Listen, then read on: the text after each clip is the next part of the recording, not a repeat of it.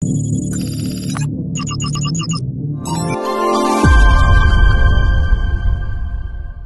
কোনো কন্টেন্ট আপনাকে কোনো ধরনের বাই সেল সিগন্যাল বা পরামর্শ প্রদান করবে না। এজন্য স্টক সাপোর্টার টিম আপনার কোনো ধরনের ফিনান্সিয়াল লসের জন্য লায়াবল না। ধন্যবাদ। আসসালামু আলাইকুম ভিউয়ার্স, কেমন আছেন? আশা করি সকলেই ভালো আছেন। আপনাদের সকলকে স্বাগত জানাচ্ছি stock supporter presents daily market updates. আজ 16 ফেব্রুয়ারি। আজকে মার্কেট কিছুটা কারেকশন মোডে ছিল।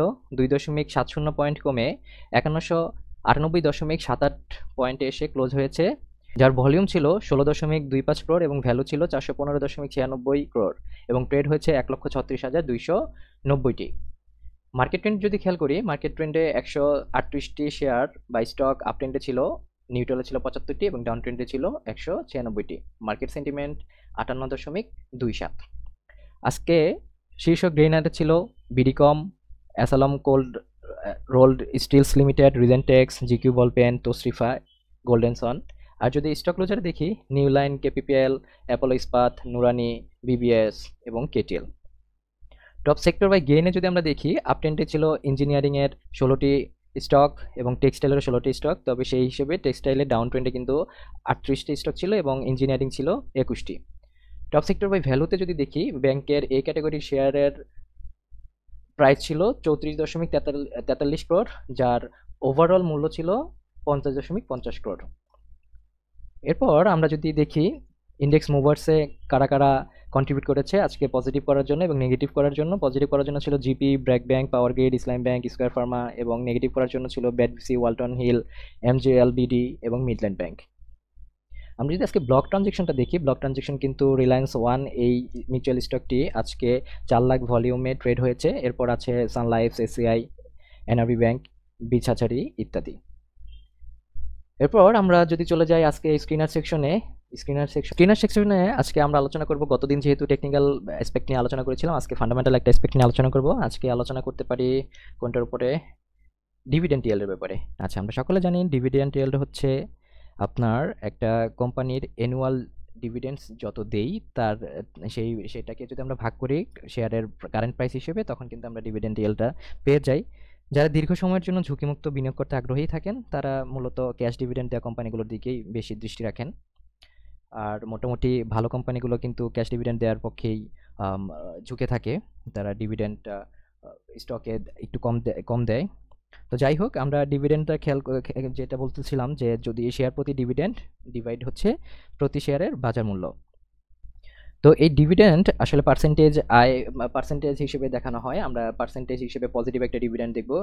ধরুন ওভার 8 আছে, 10 আছে এবং কাস্টম রেঞ্জ যদি আমরা ট্রাই করি, কাস্টম রেঞ্জ ধরেন 9 আর ম্যাক্সিমাম ভ্যালু ধরেন 11 ধরলাম। আমরা এটা সেভ দিলে আমাদের দেখেন এখানে কিন্তু ডিভিডেন্ডগুলোর লিস্ট কিন্তু চলে আসতেছে। এখানে প্রথমে দেখতেছি এক্সিম ব্যাংক আছে এবং প্রিমিয়ার ব্যাংক আছে। মূলত এই ডিভিডেন্ড ইয়েল্ডে ব্যাংকগুলোই বেশিরভাগ ক্ষেত্রে আগায় থাকে। আমরা একটু প্রিমিয়ার ব্যাংকে যদি আমরা একটু দেখি, প্রিমিয়ার ব্যাংকে আমরা ফান্ডামেন্টালি যদি যেটা ডিভিডেন্ড আসছে আমরা সেটাকে যদি আমরা একটু খেয়াল করি, দেখেন ডিভিডেন্ড ইয়েল্ডে আমরা এটা বললাম একটু আগে যে লাস্ট ইয়ারে কত ছিল, এটার উপরে বেসিস করে। তো আমরা এটাকে কিন্তু আমরা চার্ট আকারে বা হচ্ছে একটা পাই চার্ট বা বার চার্ট হিসেবেও কিন্তু দেখতে পারি। কেমন? তো এখানে দেখেন ক্যাশ ডিভিডেন্ড এবং ক্যাশ ডিভিডেন্ড কোনটা এবং হচ্ছে ডিভিডেন্ড ইয়েল্ড কত, এটা কিন্তু দেখাচ্ছে আর কি। তো যাই হোক, এরপর আমরা চলে যাই সুপার চার্টসে। সুপার চার্টস মূলত মার্কেট আপডেট নিয়ে আমরা আপাতত আলোচনা করব। আমাদের একটা লোড করা যে লেআউটটা আছে সেটা নিয়ে আমরা আলোচনা করি। আমরা যদি দেখি, মার্কেট কিন্তু আমাদের সেই ক্যান্ডেল স্টকটি কিন্তু এখনো ক্লোজ দিতে পারেনি। আজকে ওই পর্যন্ত কিন্তু উঠেছিল, কিন্তু ওইখানে টাচ করেই আজকে আমাদের মোটামুটি একটা রেজিস্ট্যান্স লেভেলেই কিন্তু এসে মার্কেট ক্লোজ হয়েছে, যদিও ম্যাকডি অনুসারে এখনো পজিটিভ মুভমেন্ট দেখা যাচ্ছে। যাই হোক, এরপর আমরা চলে যাব আমাদের এআই সেকশনে।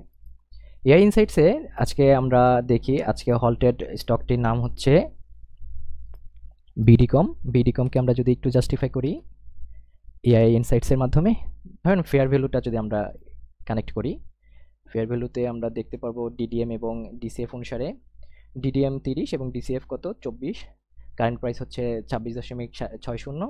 তো মোটামুটি একটা ভালো রেঞ্জে কিন্তু এখনও স্টকটি আছে। এরপর যদি আমরা দেখি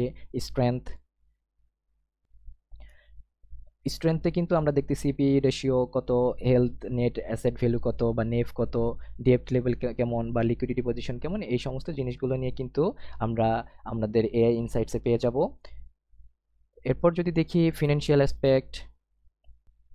অ্যাসপেক্টে দেখেন রেভিনিউ গ্রোথ সম্পর্কে বলা হয়েছে, প্রফিটেবিলিটি ম্যাট্রিক্স সম্পর্কে বলা হয়েছে, আর্নিংস বিফোর বলা হয়েছে।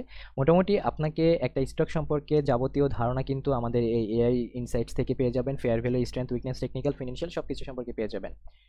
যাই হোক, আপনারা যদি আমাদের এই কন্টেন্টগুলো যদি আপনাদের ভালো লাগে, আপনারা আমাদের ফ্রি ট্রায়াল ভার্সনটি আপাতত 14 দিনের জন্য ইউজ করতে পারেন। এছাড়া আমাদের 1 মাস, 3 মাস, 6 মাস এবং 12 মাস মেয়াদি কিন্তু প্যাকেজ আছে। আপনারা ইচ্ছা করলে আমাদের সাথে যোগাযোগ করে এই সুবিধাটা নিয়ে নিতে পারেন। এবং আপনারা চাইলেই আমাদের সাথে ফেসবুকে যুক্ত থাকতে পারেন এবং আমাদের ইউটিউব চ্যানেলটিতেও কিন্তু আপনারা যুক্ত থাকতে পারেন। এবং অবশ্যই আপনারা আমাদের ফেসবুক পেজ এবং ইউটিউব চ্যানেলটি সাবস্ক্রাইব করে রাখতে পারেন।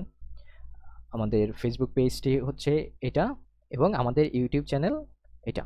আপনারা সকলেই আমাদের ইউটিউব চ্যানেল এবং ফেসবুক পেজ লাইক দিয়ে, কমেন্ট করে, শেয়ার দিয়ে আমাদের সাথে যুক্ত থাকবেন।